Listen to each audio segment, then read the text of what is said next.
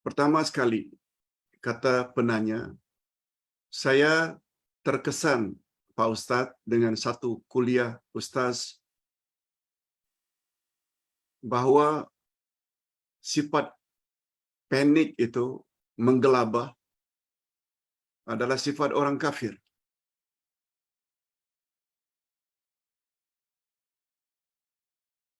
Adakah dalil Uday sampai berkata demikian? Ada.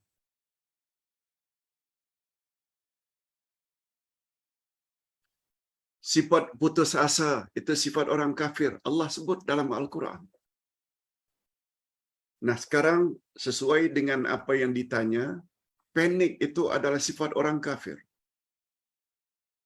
Coba dengar hadis sahih riwayat Imam Bukhari. Apa kata Nabi? Ajaban lil mu'min. Ajaban lil mu'min. Ajaban lil mu'min. Sungguh menakjubkan, sungguh hebat orang yang beriman. Sungguh hebat orang yang beriman. Dalam setengah riwayat dikatakan diulang oleh Nabi sampai 3 kali. Hebat orang yang beriman. Sehingga mengundang pertanyaan dari sahabat. Di mana letaknya kehebatan orang beriman, ya Rasulullah? Nabi jawab, "Idza asabathu sarra syakar fakana khairan lahu, wa in asabathu dharra sabar fakana khairan lahu." Jawab Nabi, hebatnya orang beriman itu bila mereka dapat nikmat, kesenangan, kemewahan, mereka bersyukur. Dan bersyukur itu baik bagi mereka. Dan orang beriman pula apabila ditimpa ujian atau musibah, mereka sabar. Dan sabar itu juga adalah baik bagi mereka. Sifat tersebut tidak akan dimiliki oleh orang kafir. Secara tersirat, ingin jadi mukmin sejati, mukminah sejati, syukurilah bila dapat nikmat. Alhamdulillah. Gunakan nikmat pada jalan yang Allah redai. Tapi bila sekali-sekala diuji oleh Allah dengan penyakit, dengan matinya anak kesayangan, dengan terbakarnya rumah, aksiden kereta, sabar. Itu mukmin. Dalam pengambilan hukum dalam Islam, sama ada melalui ayat Quran atau hadis Nabi, ada 2 cara. Ada namanya tersurat dan ada namanya tersirat. Tersurat itu mantuk. Termantuk itu yang diucap.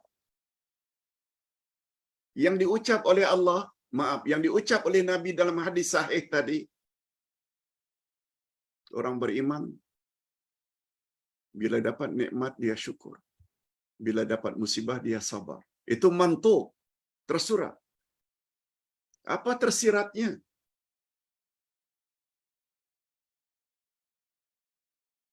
Jika dapat nikmat, tak pandai bersyukur.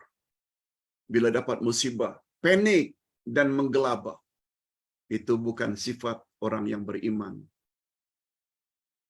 Lawan orang yang beriman, kafir. Jadi secara tersirat, yang suka panik bila dapat musibah, itu sifat orang kafir. Kita tak kata dia kafir, bukan. Dia telah memiliki sifat orang kafir.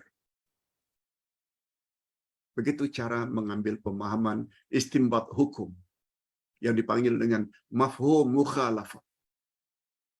Baik, soalan yang kedua. Pak Ustaz, ada seorang suami yang mengaku single, bujang. Padahal dia ada isteri. Apakah gugur talak dengan ucapan itu? Mengaku diri bujang, single. Apakah jatuh talak terhadap istrinya? Hadirin dan hadirat, untuk menjawab pertanyaan ini lebih dahulu kita mesti tahu talak yang dalam bahasa kita cerai, divorce dalam English, ada dua jenis. Ada namanya talak sarih, talak yang jelas dan nyata. Ada namanya talak kinayah, talak sindiran. Apa maksudnya talak jelas dan nyata? Talak sarih. Bila suami bercakap depan isterinya. A katakan pada B. A suami, B isteri. B, aku ceraikan engkau. Suami A menggunakan perkataan cerai, talak, divorce, atau yang serupa dengannya dalam bahasa apapun, automatically tercerai. Walaupun tidak ada niat. Itu namanya talak sarih. Tetapi karena kemarahan kepada isteri, lalu isteri diusir dari rumah. Baliklah kamu ke rumah bapakmu. Kalau begini kelakuanmu.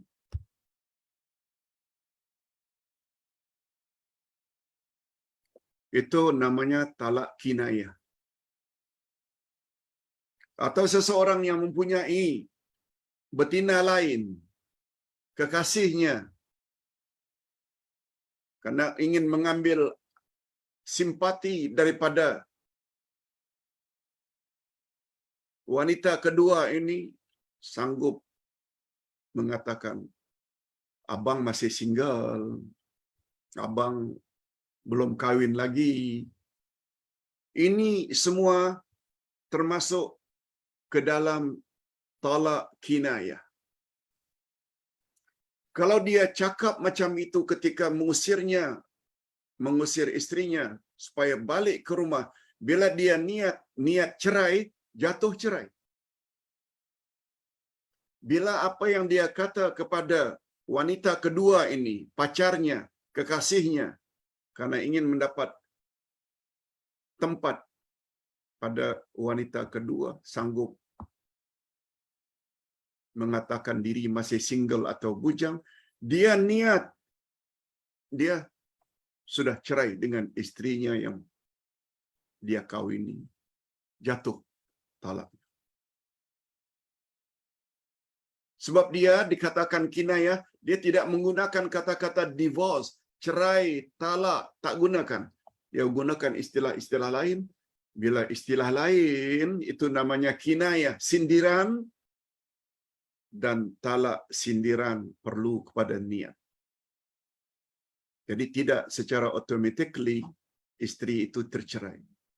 Dia perlu pastikan dulu kepada suaminya. Abang cakap macam itu, abang niat cerai ke? Tidak. Tidak, itu hanya begini dan begitu. Si isteri cukup ambil apa yang suami cakap. Jangan buat andaian.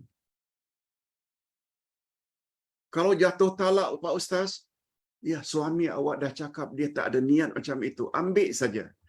Tapi kalau dia ternyata menipu, dia cakap begitu kepada wanita lain, dia tak ada isteri, dia bujang dengan niat talak, dia yang tanggung. Dia yang tanggung, bukan isteri yang tanggung. Sebab isteri cukup dengar apa yang suaminya jawab. Begitu pembahasan dalam ilmu fiqh. Pak Ustaz, alhamdulillah, saya telah mendapat bimbingan dari murabbi saya terhadap Al-Quran dan sunnah Nabi. Bertahun-tahun sudah saya ikut ustaz tersebut. Saya coba sampaikan kepada orang-orang dekat saya. Sebab kita disuruh, orang-orang beriman, jagalah dirimu dan ahli keluargamu daripada api neraka. Ustaz dulu pernah sebut,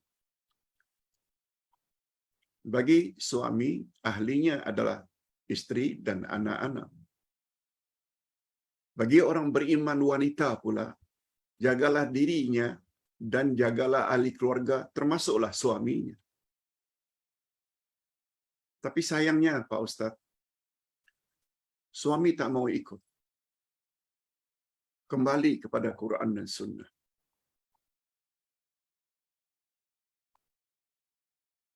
Saya rasa sedih Pak Ustaz.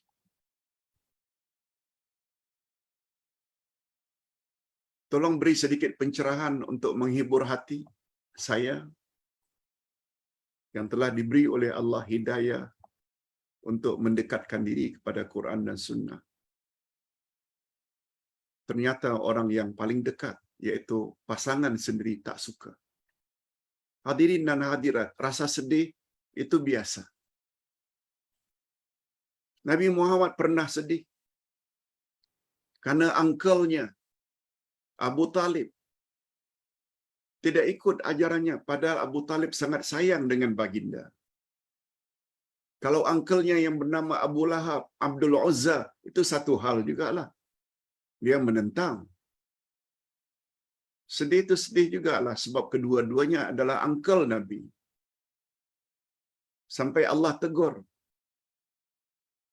pada surat Al-Kahfi, fala'allaka bakhi'un nafsaka ala atharihim illam yu'minu bihadzal hadithi asafa. Aku lihat, Muhammad, engkau macam nak bunuh diri karena sedih. Ada orang yang tak mau dengar ajaranmu. Itu biasalah, fitrah.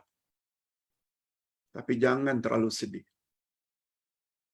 Pada surah yang sama, surat At-Tahrim, ayat 10 dan 11, Allah sebut. Allah membuat perumpamaan bagi orang-orang yang kafir, seperti isteri Nabi Nuh dan isteri Nabi Lut. Kedua-duanya tidak mau ikut ajaran suaminya. Suaminya Rasul. Akhirnya mereka dimasukkan dalam neraka. Wa qila dukhulan nara ma'ad dakhilin. Isteri Nuh dan isteri Lut, masuklah kamu ke dalam neraka bersama dengan orang-orang lain yang masuk neraka. Bukan isteri sembarang orang. Nabi Nuh itu adalah Rasul pertama yang punya umat, yang berdakwah 950 tahun. Bukan isteri saja, anaknya tak dapat hidayah, yang bernama Kanaan. Nabi Lut juga begitu. Okey. Itu sebabnya hadirin dan hadirat, khasnya kaum wanita, jangan terlalu bangga bila punya suami seorang ustaz. Andai kata awak sebagai isteri tidak mau ikut ajaran yang suamimu bawa, yang berteraskan Quran dan Sunnah, tak ada guna juga, walaupun awak isteri orang berkenaan. Nah, yang kedua, wa daraballahu mathalan lillazina amanu mar'ata fir'aun. Dan Allah membuat perumpamaan bagi orang yang beriman seperti isteri Fir'aun. Idh qalat rabbi ibni li indaka baitan fil jannah. Ingatlah ketika isteri Fir'aun yang bernama Asyah binti Mazahim berdoa, "Oh Tuhan, binakan untukku mahligai dalam syurga. Wa najini min Fir'aun wa amali, wa najini minal qaumiz zalimin." Ya Allah, lindungilah aku dari kejahatan-kejahatan perbuatan Fir'aun suamiku itu. Dan lindungilah aku daripada orang-orang yang berbuat zalim. Hadirin dan hadirat, pengajaran yang dapat diambil, Fir'aun mengaku dirinya Tuhan. Ana rabbukumul a'la. Aku adalah Tuhanmu yang maha tinggi. Asyah beriman pada Allah.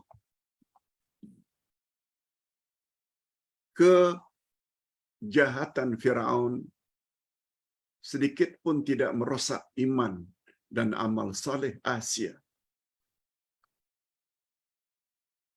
Oleh sebab itu, sebagai pengajaran, suami kita jahat macam mana pun, dia Muslim. Cuma dia tak ikut cara yang betul. Tolong sabar. Yang pasti, iman awak, amal saleh awak tak akan rosak walau suami banyak buat maksiat. Walau suami tak salat. Walau suami, walau. Betul tak, sejahat macam mana pun suami tak pernah pula mengaku dirinya Tuhan. Firaun saja sampai ke peringkat itu, sedikit pun tidak merosakkan iman dan amal saleh Asiyah binti Mazahim isterinya. Cukuplah itu. Itu sebabnya bila kita belajar Quran, banyak ilmu-ilmu yang kita boleh dapat untuk menenangkan jiwa.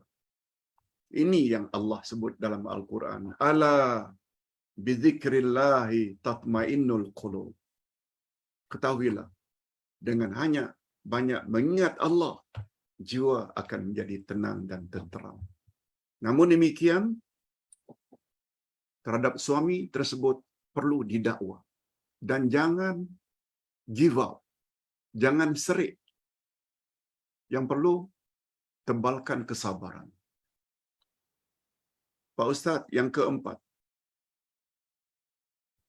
Ada orang kata Allah di langit, itu bermakna Allah bertempat. Bagaimana sikap kita yang betul? Tak tahu Ustaz, dah berapa ratus kali dah pertanyaan serupa ini ditanya. Macam tak faham-faham. Tapi sudah menjadi sikap Ustaz sebagai pendakwa. Orang tanya jawab. Ustaz tahu, majoriti jemaah dah tahu jawabannya. Allah Maha Ghaib. Itu satu panduan bila kita ingin beriman kepada sifat-sifat Allah. Allah Maha Ghaib. Satu. Bila Allah Maha Ghaib, dia wujud, kita tak nampak. Mampu tak kita mensifati Allah? Tak mampu. Kita mampu mensifati itu buaya, itu singa, itu beruang, itu lelaki, itu wanita. Dari jalannya saja beza, karena kita nampak itu laki-laki, jalan macam itu, perempuan macam itu. Lalu kita dapat sifati. Dari jauh saja kita dah tahu dah, yang datang itu perempuan. Sebab lenggangnya lain. Lenggang kangkung. Laki-laki lain.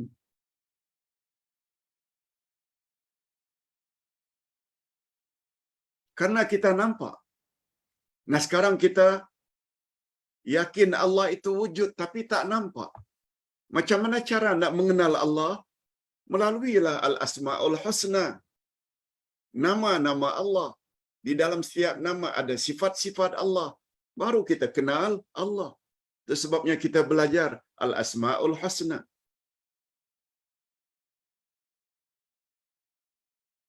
Ingat ya, minggu ini kita belajar Al-Asma'ul Husna. Next week, mula esok, 3 kali dalam seminggu. Pertama, kuliah subuh hari Ahad esok. Al-Asma'ul Husna. Nama Allah As-Salam.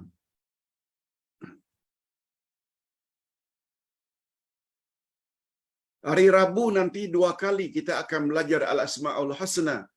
Waktu duha, iaitu nama Allah.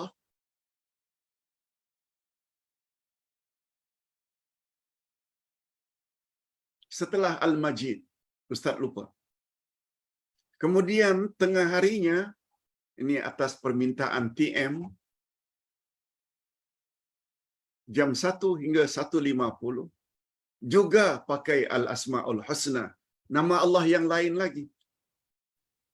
Jadi seminggu sampai 3 kali. Untuk mengenal Allah. Hadirin dan hadirat rahimakumullah. Jadi untuk mengetahui sifat-sifat Allah ini, ada 3 panduan. Panduan pertama, Allah itu wujud. Cuma dia gaib, kita tak nampak. Nah, menyusul prinsip yang kedua. Yang paling tahu tentang Allah adalah Allah Subhanahu wa taala. Dialah yang paling tahu tentang dirinya. Nah, implikasi dari keyakinan yang kedua ini, yang paling tahu tentang nama dan sifat Allah adalah Allah. Apa saja yang Allah sebut tentang dirinya dalam Al-Quran, yakini saja. Jangan banyak tanya. Kalau dia kata dia ada wajah, cakap dia memang ada wajah. Kalau Allah sebut dalam Quran, yadullahi fawqa aydihim, tangan Allah di atas tangan mereka, katakan saja Allah memang punya tangan. Kalau Allah sebut Ar-Rahmanu 'alal arsy istawa, sampai 7 kali Allah menyebut bahwa dia bersemayam di atas arasy. Dia berada di langit. Nabi Muhammad Isra jumpa Allah, menerima ibadat salat di langit. Bukan Nabi menyelam dasar laut, bukan Nabi korek perut bumi nak jumpa Allah, tapi naik langit pertama, kedua, ketiga, keempat, Sidratul Muntaha. Yang kedua, yang ketiga, insan yang paling tahu tentang Allah adalah Nabi Muhammad. Oleh sebab itu, apa saja yang Nabi Muhammad cakap tentang Allah, yakini saja. Contoh, sepertiga akhir malam Allah turun ke langit dunia. Kita mesti yakini Allah memang turun. Tak perlu kita robah kepada makna lain. Cuma dengan syarat, turunnya Allah, bersemayamnya Allah, wajah Allah, tangan Allah, yang pasti tak serupa dengan tangan makhluk. Jangan tanya macam mana. Oleh sebab itu, kalau Allah katakan bahwa dia di langit, langit dalam bahasa Arab maknanya di atas. Itu sebabnya mulut kita bahagian atas namanya langit-langit. Itu sebabnya shilling kita apabila tidak elok, lalu kita tutup, itu juga namanya langit-langit.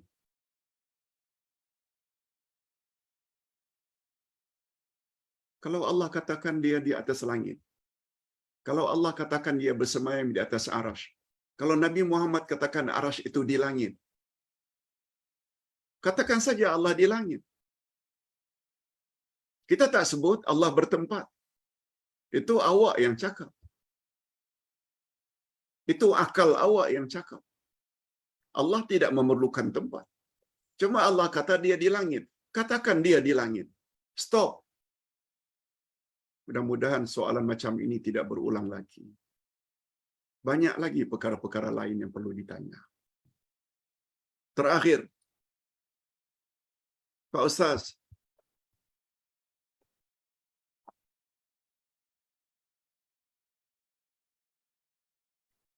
saya ingat dulu Ustaz ada bagi ceramah, tak boleh perkataan kodrat untuk diri kita.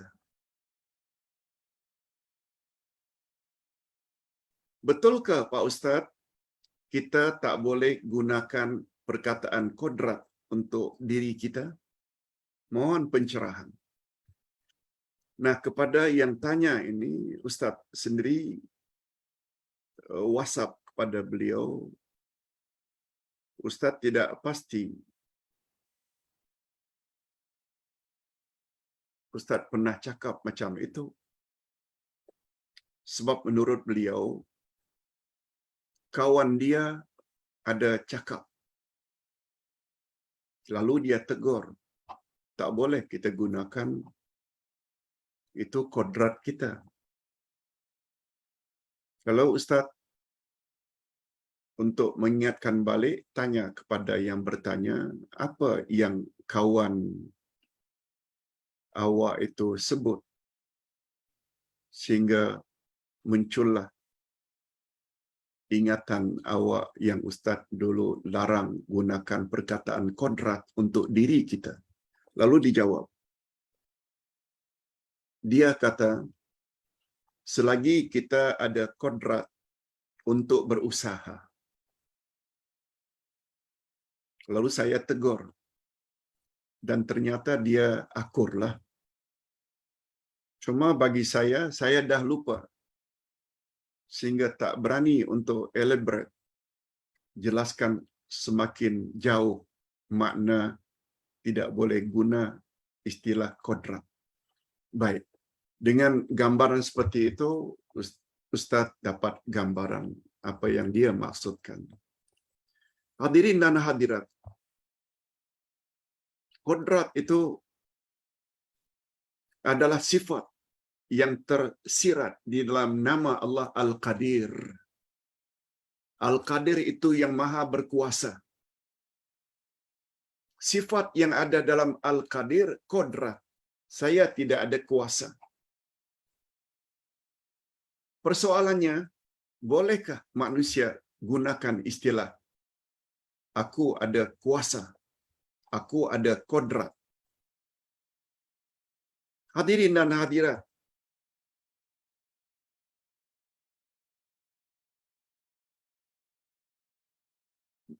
jika yang dimaksudkan kodrat itu dengan makna usaha, tak ada salahnya. Itu sebabnya ada satu akidah yang menyimpang. Ustaz ada sebut di sini,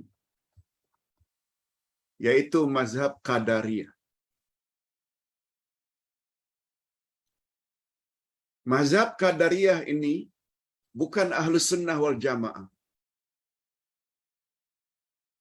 Orang yang berpahaman Qadariyah ini yaitu orang yang berkeyakinan segala sesuatu itu berlaku adalah karena kodratnya. Tak ada campur tangan Tuhan. Akulah yang menentukan nasibku. Dalam pandangan Ahli Sunnah wal Jamaah itu salah. Mereka tak percaya kepada takdir. Yang mereka percaya, apa yang mereka buat itulah kesudahannya. Itulah hasilnya. Padahal belum tentu.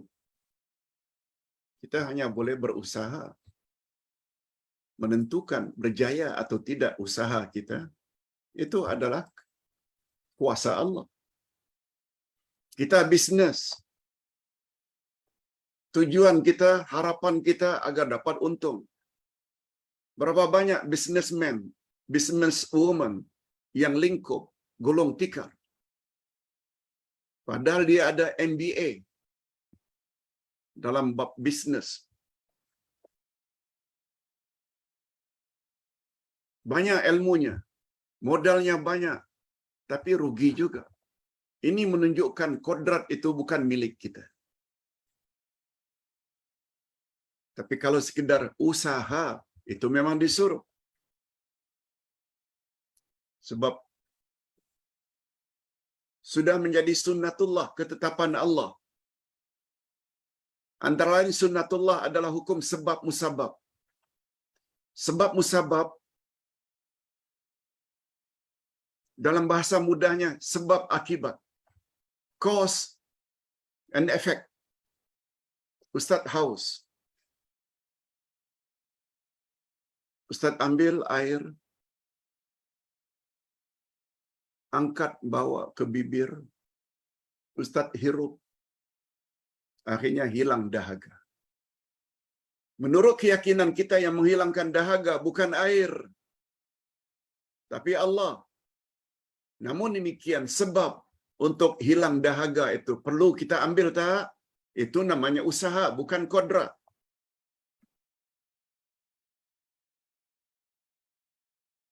Dengan usaha kita bawa air, hirup, lalu telan, hilang dahaga. Lalu hilang dahaga itu yang menghilangkan itu adalah Allah. Sedangkan usaha manusia perlu buat. Kalau lapar, ambil makan, bawa ke mulut, kunyah, telan, itu usaha. Kalau sakit, pergi ke dokter, berobat. Bila pening, telan Panadol. Kalau sakit, telan painkiller. bila datang kesembuhan, yang menyembuhkan adalah Allah, bukan obat. Obat hanya penyebab. Dan penyebab ini bahasa yang lebih popular adalah usaha. Berkat usaha saya makan obat, lalu Allah Subhanahu Wa Taala sembuhkan penyakit saya. Sebab itu boleh. Jangan gunakan istilah kodrat. Berkat kodrat saya, sebab dia boleh membawa kepada kita mengambil hak Allah. Ini yang dapat Ustaz sampaikan pada hari ini. Mudah-mudahan ada jugalah manfaatnya. Jumpa lagi.